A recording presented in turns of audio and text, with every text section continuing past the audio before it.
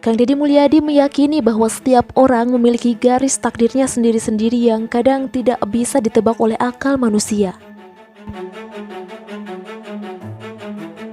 Termasuk saat Gibran terpilih menjadi calon wakil presiden. Kang Deddy Mulyadi meyakini bahwa itu adalah ketentuan Tuhan sejak zaman ajali.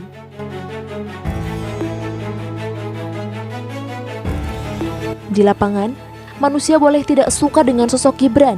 Bahkan menurut Kang Deddy Mulyadi, Gibran dianggap anak kemarin sore yang belum berpengalaman dan tidak layak jadi cawapres.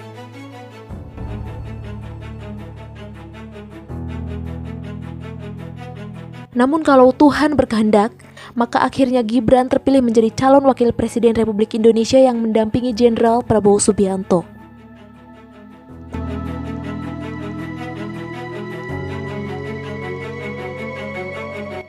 Padahal jauh-jauh hari sebelum detik-detik jadwal pendaftaran calon presiden dan wakil presiden ke KPU, terdapat banyak orang yang digadang-gadang sebagai kandidat calon wakil presiden. Namun apalah dikata, detik terakhir menjelang pendaftaran, rupanya banyak yang tidak sesuai dengan prediksi awal.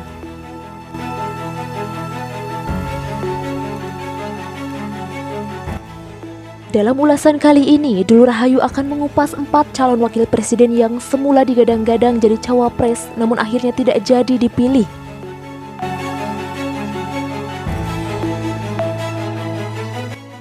Pertama, Sandiaga Uno. Menteri Pariwisata tersebut sejak lama digadang-gadang sebagai calon wakil presiden yang bisa bersanding dengan siapapun.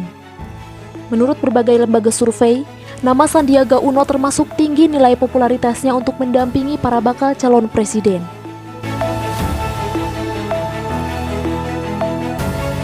Bahkan, Sandiaga Uno demi memuluskan peluangnya ia sampai melakukan pengunduran diri dari Partai Gerindra kemudian masuk ke P3.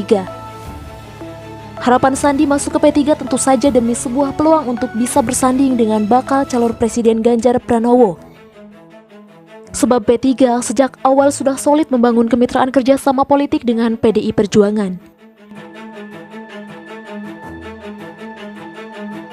Namun apalah dikata, di detik-detik menjelang dibukanya hari pendaftaran Capres dan Cawapres pada 19 Oktober yang lalu, Megawati akhirnya memutuskan mengusung Mahfud MD sebagai bakal calon wakil presiden yang akan mendampingi Ganjar Pranowo. Di ruangan yang meriah dan hikmat tersebut, Sandiaga Uno terlihat tersenyum hambar saat Megawati akhirnya mengucapkan nama calon wakil presiden yang mendampingi Ganjar Pranowo. Itulah kenyataan pahit yang harus diterima Sandiaga Uno. Meskipun sudah berjuang dan berusaha sekuat tenaga, namun akhirnya ia harus kandas disalib oleh Mahfud MD. Perjuangan pindah partai dari Gerindra besutan Prabowo ditambah hasil survei yang tinggi tidak berarti apapun di detik-detik akhir.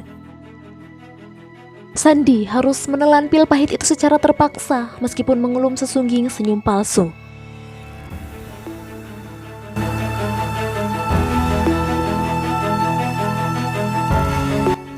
Kemudian bakal cawapres yang kedua adalah AHY atau Agus Harimurti Yudhoyono. Ketum Demokrat dan putra mantan Presiden SBY ini gagal jadi cawapres setelah pada akhirnya Surya Paloh sebagai lokomotif koalisi perubahan menggandeng Muhaimin Iskandar yang belot dari Partai Gerindra. Padahal sejak awal, AHY digadang-gadang sebagai bakal calon wakil presiden dari koalisi perubahan.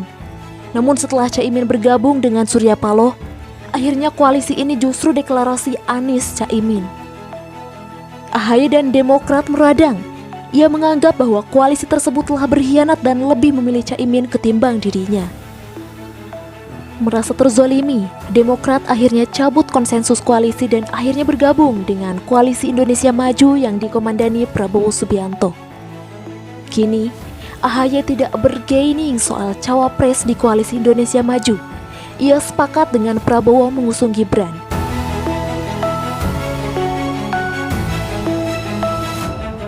Kemudian bakal calon wakil presiden yang kandas meski awalnya digadang-gadang dengan elektabilitas yang tinggi adalah Ridwan Kamil.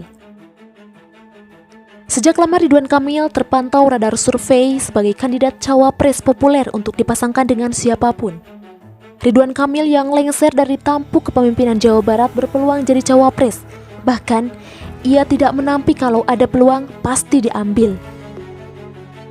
Hanya saja ia ada dalam situasi yang tidak menguntungkan. Ia bergabung dengan Partai Golkar, di mana Golkar sendiri memiliki kandidat capres atau cawapres yaitu Erlangga Hartarto.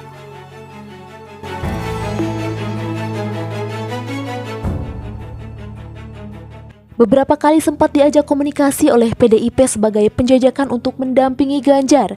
Namun akhirnya kandas setelah Megawati mengumumkan nama Mahfud MD sebagai cawapres Ganjar. Para petinggi Golkar memang tidak mengorbitkan RK sebagai bacawa pres, sebab RK dialokasikan untuk kontestasi Pilgub, baik DKI ataupun kembali running di Jawa Barat.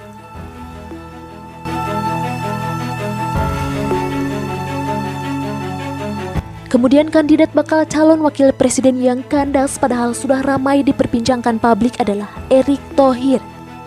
Menteri BUMN sekaligus ketua PSSI tersebut sejak lama digadang-gadang sebagai bakal calon wakil presiden. Bahkan dalam beberapa hari, ramai soal selebaran baliho dan spanduk pasangan Prabowo Subianto dan Erick Thohir. Dalam survei, juga nama Erick Thohir merupakan kandidat kuat sebagai bakal calon wakil presiden. Dalam acara Partai Amanat Nasional, Ketum Zulkifli mengusulkan Erick Thohir sebagai kandidat bakal calon wakil presiden. Bahkan bukan hanya PAN, secara kultural, sebagian warga NU juga mengusulkan Erick Thohir. Sebab diketahui, Erick Thohir rupanya merupakan anggota kehormatan Banser, salah satu organ Banom di bawah naungan Ormas Nahdlatul Ulama. Namun saat Prabowo mengumumkan bakal cawapresnya Gibran sang putra mahkota Presiden Republik Indonesia, kandas sudah peluang Erick untuk menjadi bakal calon wakil presiden. Itulah setidaknya 4 nama yang sejak awal digadang-gadang sebagai bakal calon wakil presiden dengan hitungan angka survei yang tinggi, namun akhirnya kandas lantaran konstelasi politik yang berubah dan tidak menghendaki mereka. Itulah politik.